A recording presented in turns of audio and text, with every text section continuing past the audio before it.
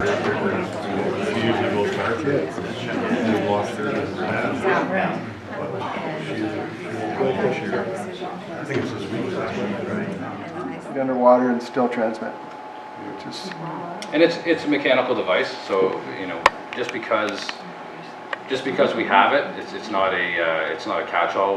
We want communities to know that just because a community has Project Lifesaver doesn't mean that we're not still calling specialty units like the emergency response team and our K9 unit or helicopter if need be. This is a program that allows your frontline officer working your detachment with a resource to be able to immediately respond to the point last seen of the missing person, get the equipment out, and locate the person as quickly as they can. They're not having, not that officers would wait, they're still trained in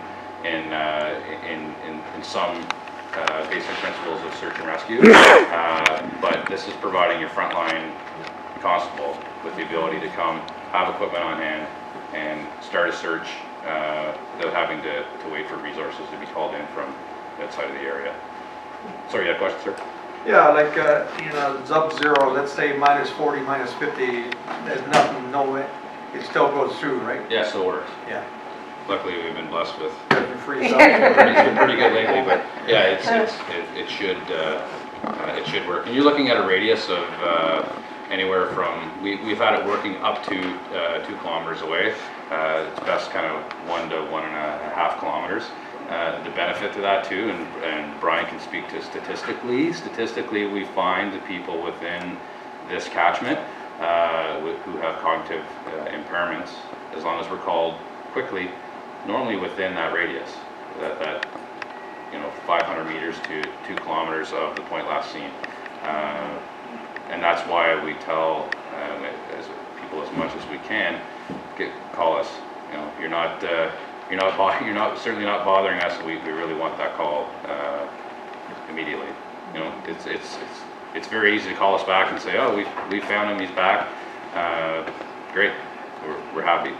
You're certainly not putting us out. That's what our job is. We have 2 antenna systems. So this one is directional. So it would be a directional antenna. So we got to basically point right towards wherever the frequency is coming from, move towards it. And we have another antenna, which is a 360-degree antenna. So this one pops right on top of the cruiser.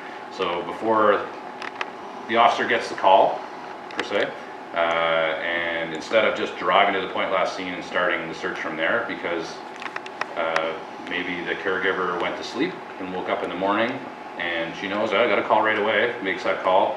Well, he could have left at 11 o'clock at night. We don't know, right? So this gets popped on top of the cruiser, and it will give you up to about 500 meter radius, 360 degrees. So that officer on the way to the call is already, in theory, searching for the person.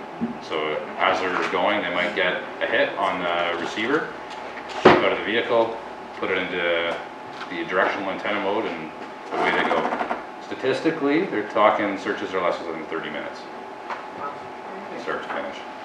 And 30 minutes in the cold weather we had last week. We've had some cold snaps. Even last summer in the heat, when you've got somebody who's been out walking for over an hour, they're dehydrated, they have other medical conditions combating. So time is of the essence when these searches happen.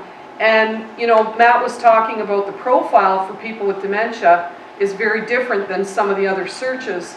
Some of the things Matt has shared with us is things like people with dementia will conceal themselves. So sort of like a child who's been told to never ever speak to a stranger, for some reason the person with dementia may not call out if you're calling them.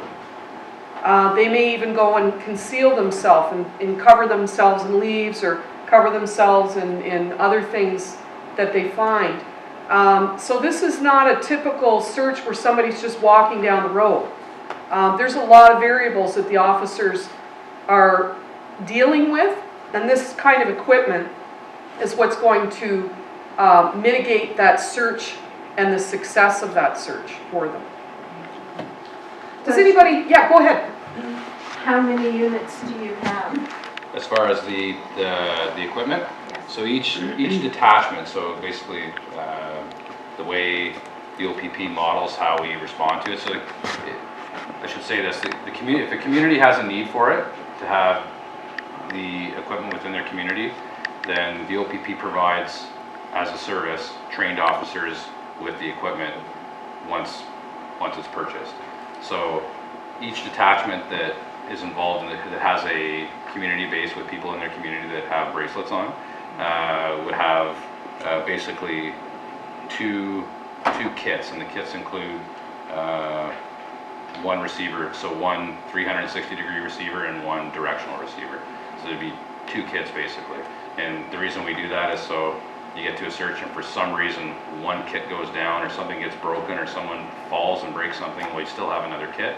And in addition to that, we like to have two kits going at once. So does Senator Hastings have two kids? No, that's why we're here tonight. We're here tonight. That's why we're here tonight. So I'll leave that portion to. yeah, and if you have any other questions, of course, for Matt and Brian and Alana, they're going to be here. So maybe what I'll do, mindful of the time, is I'm going to continue with the presentation, and then we'll finish up with the further questions. Okay? So thank you, Matt. I went through my numbers, and I figured that we have in our region about 10 people that we could slap these bracelets on today. Now that number can change next week because people die, people move into long-term care, people move in with their kids, or different things can change their situation. But right now as it stands, we could potentially have 10 people that would be appropriate to wear. And that's just the people working with me. That doesn't include the people in the community who I'm not even in contact with.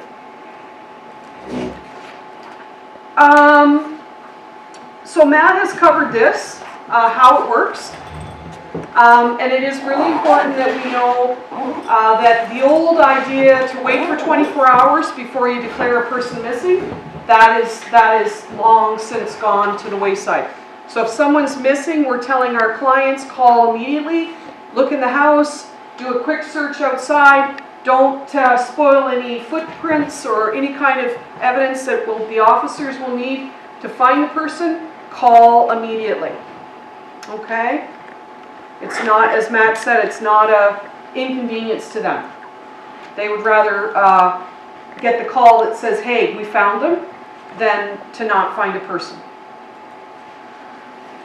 So, how we determine if a person is eligible. First of all, their risk of wandering, and we know that anybody is at risk of wandering who has dementia. We don't know which one of the 6 out of 10 that person happens to be.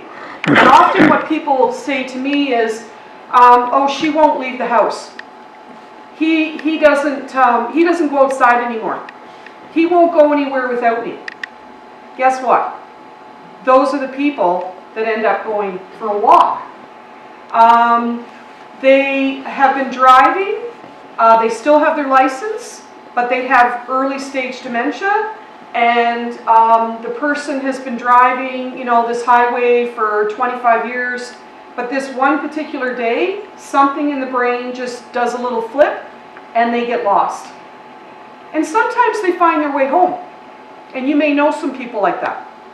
But if it happens again and again, there's the risk where they may not find their way home. So one particular client of mine left Sterling for Tweed Library and ended up in Ottawa. Another person who went for a walk in the Marmor area couldn't wait for their caregiver, and they were resourceful enough that they stuck their thumb out and they headed up to Toronto. They got picked up on Highway 7, thumbing. So people have their brain. They're not stupid. They have lots of memories in there that are working. It's just sometimes it doesn't all work at the same time. And that's why they can get lost. So we want to determine who is at risk. Then we do need to have a person who's living with a caregiver. So you're going to find out about this particular program is It fits a number of people, but it's not going to fit every single person, because we do have people living alone at home who have dementia. And if you have dementia and you're wearing a bracelet that needs a battery check every day, and there's a little battery check mechanism, and you just hold it over top and it tells you your battery's working.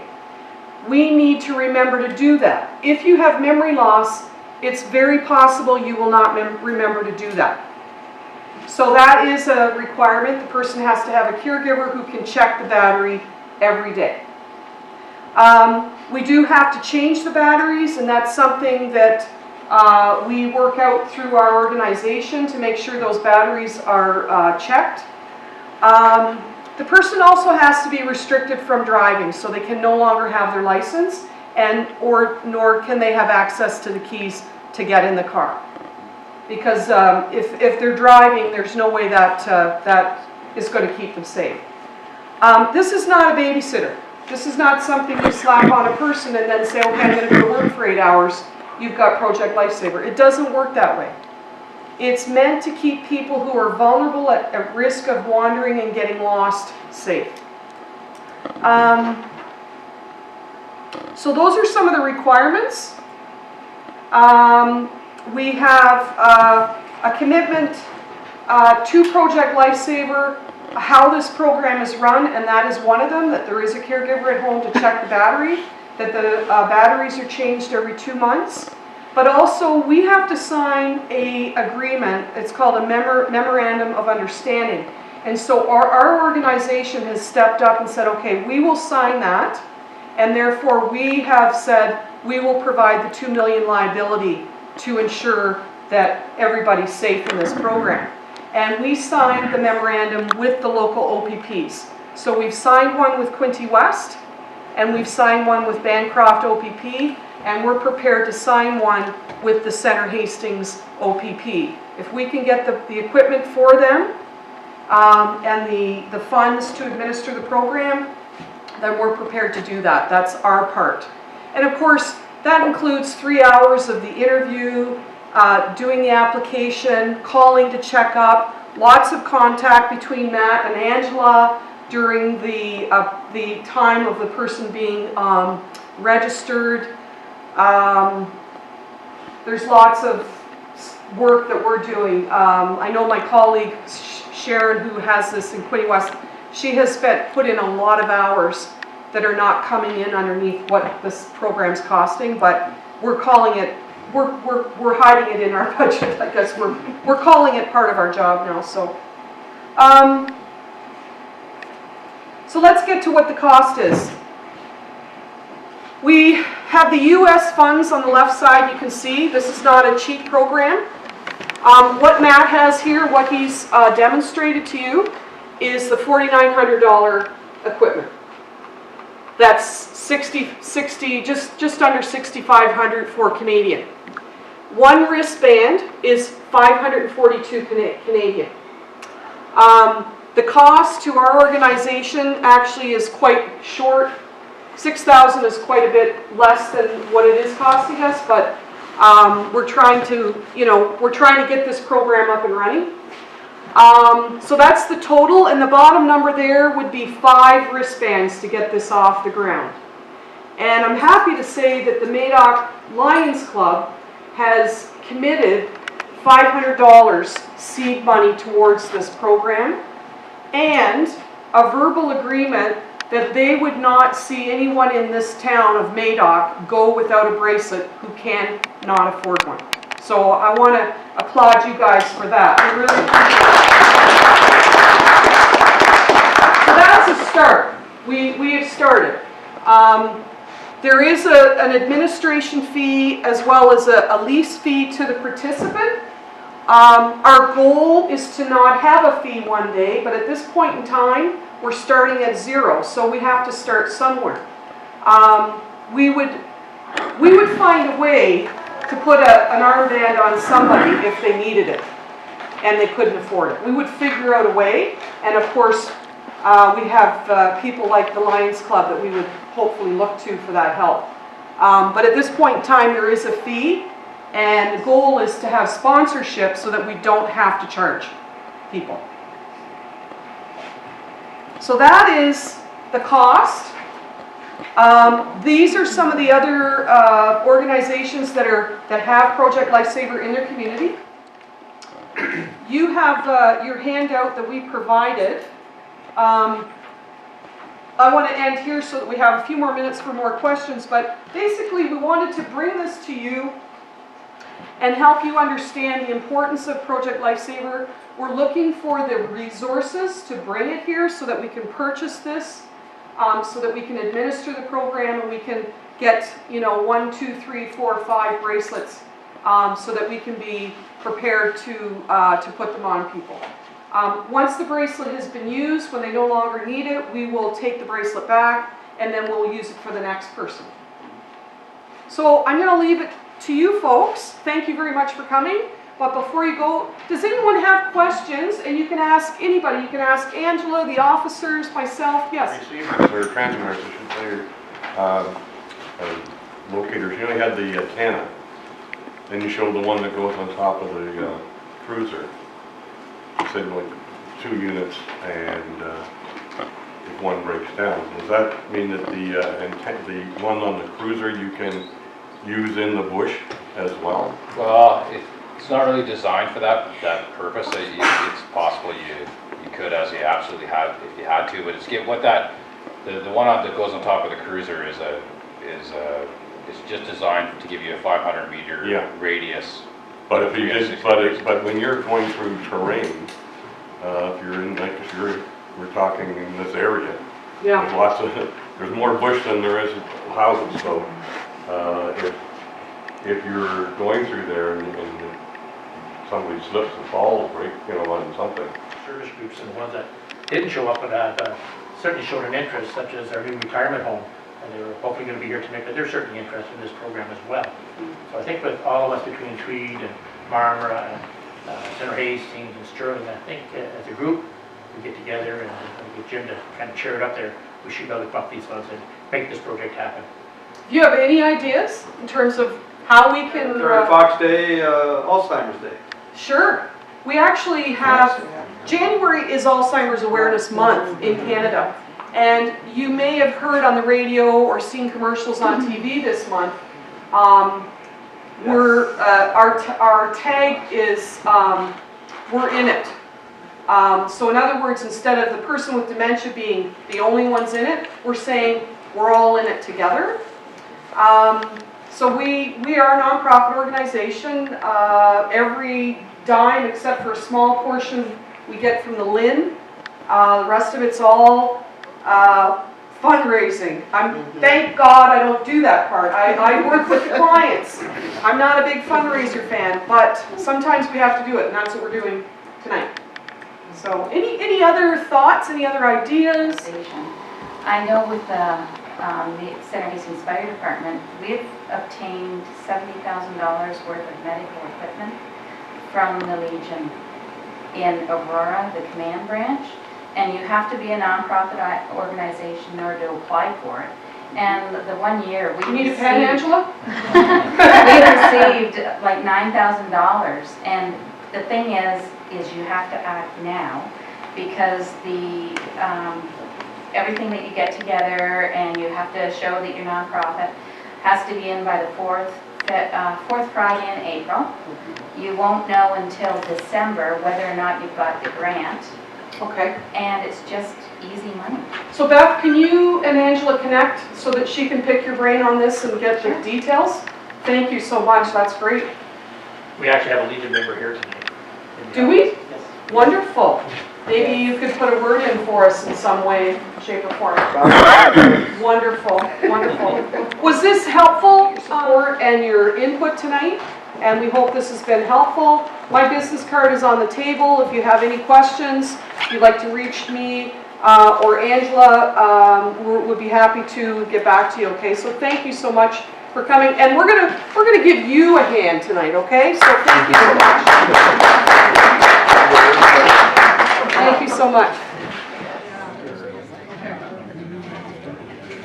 They don't do a road show. They don't come. They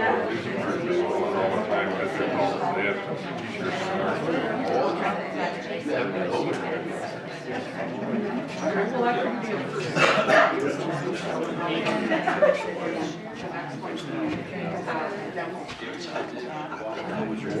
Okay, sounds good. Are we ready? Okay. If anybody comes in, we'll make sure we get coffee done. Okay. We have a toggle, yeah, just so these colors. Well, I think we're gonna call this meeting to order.